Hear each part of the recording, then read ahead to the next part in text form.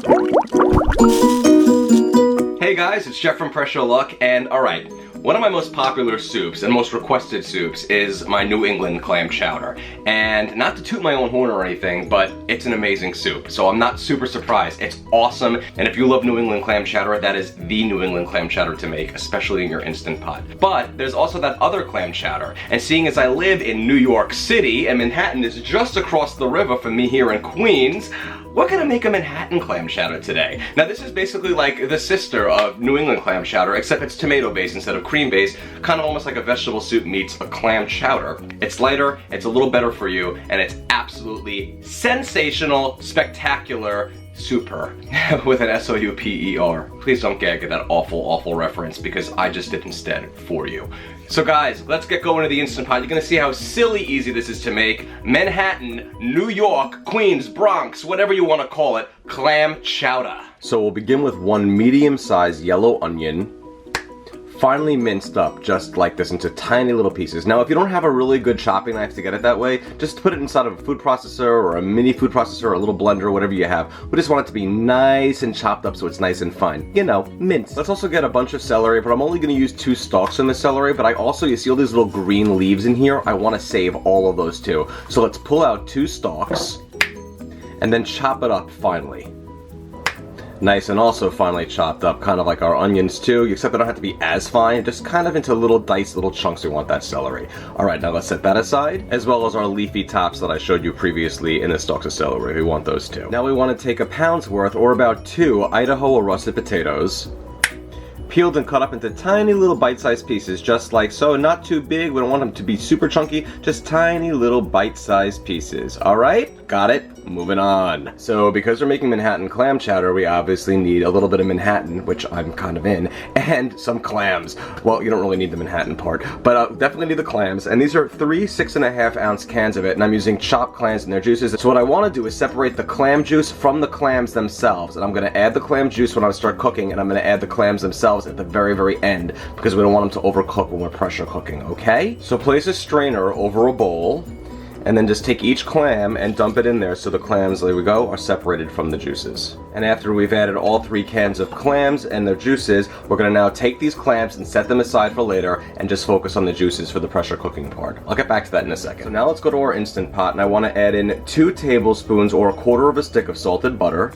So I'll come on down to my control panel, hit the saute button here, and adjust so it's on the more or the high setting, it already is, and give it some heat. And now that our butter is all nice and melted and sizzling, I'm going to add in my onions and my celery, but not the leafy tops yet. And stir that around in the pot for about 2 to 3 minutes until it softens a bit with all the butter. And then after about 2 to 3 minutes of the onions and celery cooking with the butter, it's going to have softened for a little bit. And I'm going to now add in an optional ingredient. And that's going to be a 4-ounce package of pancetta that's already diced. Again, totally optional. You do not need to add this at all, but I'm going to because I like a little bit of meat in my Manhattan Clam Chowder. So you see that? All nice and diced, and I'm going to add it in. Again, totally optional. And I'm going to stir that around with everything in the pot for another couple of minutes. And also make sure you scrape the bottom of the pot, make sure that there's nothing really sticking on there. It shouldn't be really. Everything should be moving perfectly smoothly in this pot. And now, let's add in our next ingredient. Alright guys, so if you've been following my videos, you know I love Better Than Bouillon, and guess what? They make a clam base. Yes, I'm going to add 1 cup of clam base, which is going to be 1 teaspoon of this stuff mixed with 1 cup of water equals 1 cup of clam broth. You can use chicken broth if you don't have clam, that's fine too, but this stuff is awesome, and I'm going to link it in the recipe to where you can get it. Really, really fantastic. So I'm going to pour that in the pot, and now I'm just going to stir everything around in the pot, deglazing the bottom, which means to scrape it and get anything up from the bottom that might have been stuck on there before. Again, we should have a nice smooth bottom to begin with, but just in case, you know. Now I want to add in 1 28-ounce can of crushed tomatoes. And let's add our crushed tomatoes in there. And let's add the clam juice that we had from the canned clams. Not the clams themselves though yet, that comes at the end. And stir everything around so everything gets nice and combined. The color is looking beautiful already, and we haven't even cooked yet. Nice, nice, nice. Alright guys, let's season this up. I'm going to add in a 1/2 teaspoon of seasoned salt, a 1/2 teaspoon of a ground black pepper, and a 1/2 teaspoon of Old Bay seasoning. And this ingredient is also totally optional, but I'm also going to add in 1/8 of a teaspoon of concentrated Zatarain's shrimp and crab oil. This stuff goes a super long way, and it's very zesty, so only 1/8 of a teaspoon is necessary here. Again, it's concentrated. And also totally optional, and I'll link to where you can get it in the recipe.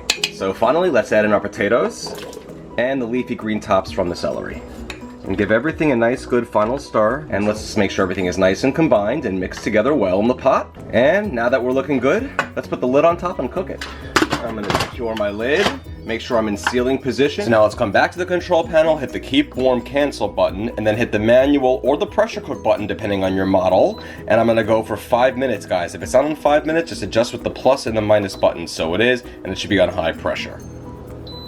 Now that we're done, we're gonna do a quick release. And now the pin is dropped, so the lid comes off, and there's our soup. So let's give it all a little stir.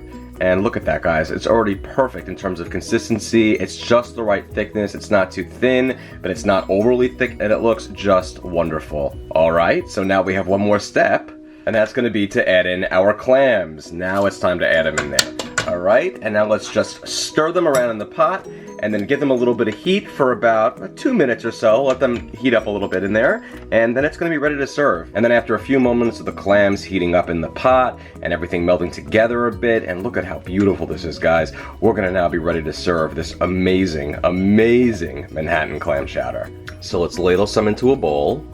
This is looking nice and hearty and wonderful. Absolutely perfect. Now we can top it off with some oyster crackers if we want. Top it off with a few of those in there. Get a spoon, stir them around in there, and now, guys, we are ready to serve. All right, let's try this delicious soup out. Manhattan Clam Chowder. Oh yeah.